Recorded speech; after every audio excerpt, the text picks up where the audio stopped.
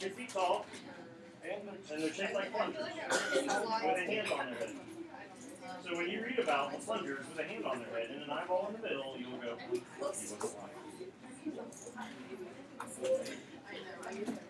lie. Yesterday, we were taking a look at the repetition that is showing up on within the book, and we were looking at the ones down at the bottom.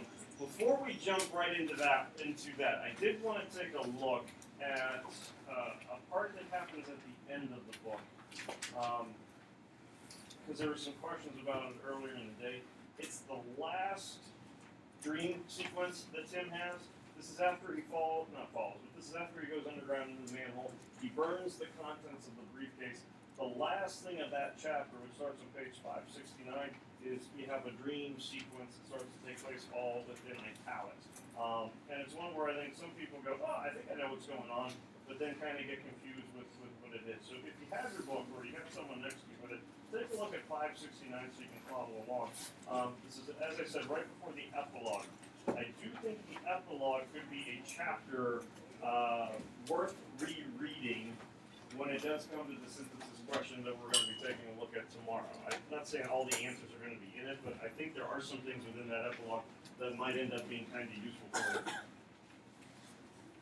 So 569, he's down within the coal bin, so to speak, underground, has already lit the stuff within the briefcase.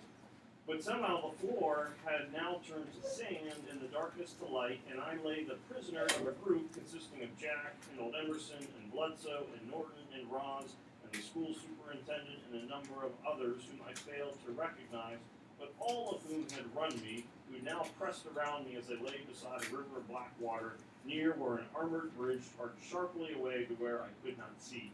And I was protesting their holding me, and they were demanding that I return to them and were annoyed with my refusal. So generally speaking, who are these people? Antagonists, people who have had like some kind of control over him, some more direct than others. No, I'm through with all of your illusions and lies. I'm through running. Not quite, Jack said above the other's angry demands, but you soon will be unless you return. Refuse and we'll free you of your illusions all right. No, thank you, I'll free myself, I said, struggling to rise from the cutting sand. But now they came forward with a knife, holding me, and I felt the bright red pain, and they took the 2 bloody blobs and cast them over the bridge. And out of my anguish, I saw them curve up and catch beneath the apex of the curving arch of the bridge to hang there, dripping down through the sunlight into the dark red water. And while the others laughed before my pain-sharpened eyes, the whole world was already turning red. Now you're free of your illusions, Jack said. How does it feel to be free of one's illusions? And then a great line, painful and empty. What happened to him? He's castrated. So when some folks read it, they go, oh, they ripped out his eyes, because that would make sense. It's an invisible man, he cannot see. But that's not what happens. He's castrated, which is, I don't want to make it sound like a common thing, but it's not an uncommon thing during a lynching that would have been happening in like the late 1800s or whatnot. So when you get line, Jack said, pointing to my seed wasting upon the air, makes a little bit more sense for him to be castrated, or reference about generations and things like that. Folks will get kind of confused. And now I answered painful and empty as I saw glittering butterflies circle 3 times around my blood-red parts up there beneath the bridge's high arch. But look, I said, pointing, and they looked and laughed, and suddenly, seeing their satisfied faces and understanding, I gave a Bledsoe laugh, startling them, and Jack came forward curious. Why do you laugh? He said. Because at a price I now see that which I couldn't see, I said. What does he think he sees? They said. And Jack came closer, threatening, and I laughed. I'm not afraid now, I said, but if you'll look, you'll see. It's not invisible. See what? That there hang not only my generations wasting upon the water, and now the pain welled up when I could no longer see them, but what? Go on, they said. But your sun, yes, and your moon, it's crazy. Your world, I knew he was a mystic idealist, Tobit said. Still, I said, there's your universe, and that drip drop upon the water you hear is all the history you've made, all you're going to make. Now laugh, you scientists. Let's hear you laugh. And high above me now, the bridge seemed to move off to where I could not see, striding like a robot, an Iron Man whose iron legs clanged doomfully as it moved, And when I struggled up, full of sorrow and pain, shouting, "No, no, we must stop them," and then he wakes in blackness. Any ideas with what in the world's going on within the poem, or not yet poem, within the dream? Is it like he's realizing that all the things in his life that were affecting him, he's like realizing how little of an effect on the world that they actually have? Or at least how little of an effect they could have. Like the potential, if you're in Tim's shoes, and not like within the situation within the dream itself, because it is still like a fantasy world that he's in, but you do have the potential to kind of be molded, to be shaped by people around you, those who have power over you, certainly in a negative light. He makes reference to the sun, the moon, kind of think of it being constant. Every night the moon goes down, every morning the sun comes up. No matter what you do, and even though, yes, generations might be wasting upon the water, that's the most you can do. You can do maybe physical harm to me, but you can't keep me from never coming back. Like the sun, like the moon, keep returning day after day. The ending is a little ominous with it, where you got this bridge-like robot, or robot-like bridge thing getting up and moving away. Still might be a painful existence if it's going to happen, but you can't completely squash somebody from never to be able to coming back. And so for all the obstacles that he's kind of gone through, he does kind of come to this realization before he starts hibernating underground that he does have the ability to still survive, but it is going to be up to him. He can't be controlled by necessarily everyone else. They might think they have power, but he still has the strength at the same time to continue on. The epilogue is a good chapter in the sense that it is a pretty thoughtful, philosophical one that, with your synthesis, we'll spend a little bit more time looking at that one tomorrow, where I think that could be a chapter that could be very helpful come Tuesday when you're taking a look at the synthesis essay. That he does give some thoughts, kind of reflections upon grandfather's advice with the guessing unto death and destruction, that maybe it's not sabotaging other people's plans, but maybe it is kind of going along with other people in some kind of coexistence. But we'll save that for tomorrow. The repetition stuff that we have up here. Idea again that you can take some examples, which some folks are doing a really nice job of within the Invisible Man essays, and reinforce how they keep kind of coming up. So we looked at the bird droppings. I think we looked at Mary Rambo yesterday. Any of these that you feel pretty good about going, hey, I can explain how it keeps coming up. You can't say epilogue for prologue. That's a cop-out answer. But where there would be some concepts or scenes or ideas or thematic things that show up in any of those that definitely you do see recurring. Lucius Barclay, expecting to see kind of this very violent parallel between the two. Well, where are you looking at, like within our list? Prologue. Okay. So because of being in the basement, like of building that kind of scene with Lucius? Yeah, there's like a parallel between Lucius and Tim. So basement setting, parallels, Lucius Brockway. Megan, which play is Ides of March? Who's Lucius and Julius Caesar? Is he one of the conspirators? No. He's a best friend. No. I don't know. I think he's like Brutus's servant within the house. Brutus and what's the wife? Portia. It's been a while since I've written that. All right, so basement setting kind of paralleling Lucius Brockway. Not only like black men by themselves, but also kind of gaining or controlling or trying to acquire or think they have some power with it. What's Lucius's power? He makes the paint. He's in charge. Why'd you wait for Annie to answer before you gave your answer? I need a dramatic pause. Okay. White paint.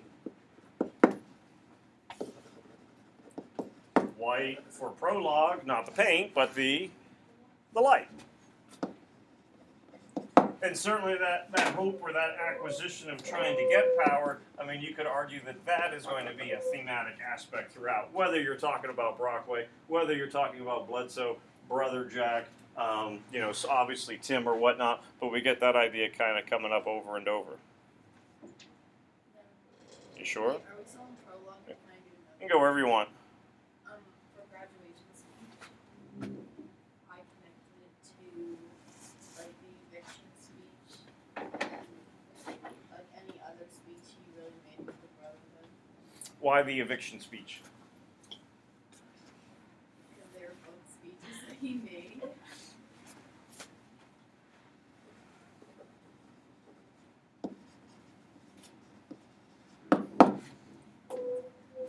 What's his next speech within the brother? Okay.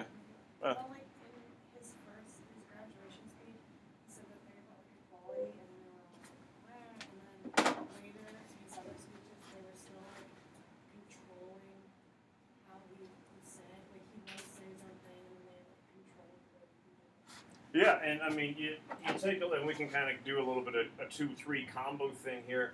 Within the graduation speech, the line that he gets in trouble for is saying social equality when he is supposed to say social responsibility. Within the eviction speech, within the graduation speech, what does he do when he makes the mistake? He corrects it. Sorry, and he does like the swallowing of his own blood and all that kind of stuff and goes, I meant to say social responsibility, my bad, please don't get too upset. With the eviction speech, he actually is kind of looking for some equality to take place where there is going to be action on the part of other people. The graduation speech, what is his audience? Superintendent, white leaders, townspeople, things of that. So it's the audience is certainly going to be one of white power and influence. At the time, Tim looks at this though as being a good thing because what's the result of his graduation speech? He gets to go to college. Darby, do your eviction speech, he doesn't know it, but who's part of the audience? We got Jack, so we got some white power, white influence, and he doesn't realize it at the time, but what ends up being, a benefit, so to speak, of it, you go to the brotherhood. So it's certainly, the content of the two are very different, but you do have this, what seems to be something positive taking place. Both experiences, though, you kind of have that whitewashing effect taking place where there's going to be some formal education that's going to happen. The follow-up speech after the eviction speech, what's his first really big brotherhood speech? And a good number of you were taking a look at this one, the one at the rally, like the arena speech. And whereas the graduation speech, he has the white blindfold. What's at the rally speech? You stand right here and look up. I got the white light coming in. He can't really see the audience. He can't really see what the necessary intention is going to be, of the brotherhood. Why is it called the arena speech? Because he's giving it in an arena. What kind of arena? It's an old boxing arena, one where a well-known prize fighter, as there's all the portraits of the boxers on the wall, is known to have lost his sight within a fight, and he got this light kind of blinding him there. So you certainly have parallels that start matching up with the graduation speech, with the eviction speech, that certainly lead into the arena speech. He has the funeral speech then after Clifton's death, and then he has to meet the brotherhood because they're not happy. What's the line that he gives to the brotherhood? This is like when Jack loses his eye scene. What's the line dealing with responsibility that Tim gives that gets him into trouble? They didn't like it at the graduation when he said social equality, so oops, I fixed it for social responsibility. Now he mentions a type of responsibility that Jack and company get upset with. Personal responsibility. You weren't hired to think, you were hired to act, you're part of who we are, but you kind of have this white influence, white leader going from social equality to social responsibility. Then he mentions he has a personal responsibility. No, that's not good enough for us. It's ideas like that that are going to get you kind of kicked out of here. So no matter what he says, anytime there's like personal thought, personal action on his part, it's going to come under fire by some organization. More often than not, tends to be, you know, that white power, white influence. But certainly Roz isn't happy with the words that he says. Bledsoe isn't happy with the words that he says. But it takes some time for him to kind of realize that, you know what, regardless of what they say, I need to still kind of stick to my guns. Big question that's going to really kind of be coming up within the prompt that we'll look at tomorrow for the synthesis. When it's all said and done, what does Allison think is the best course of action for people to do in an unjust world? That's the thing that we'll kind of chew on a little bit tomorrow as we try to get ready for it next week. Not yet, but next week I can give you a paper copy if you want. We can make you late. If you keep talking like this, you're going to be late no matter what.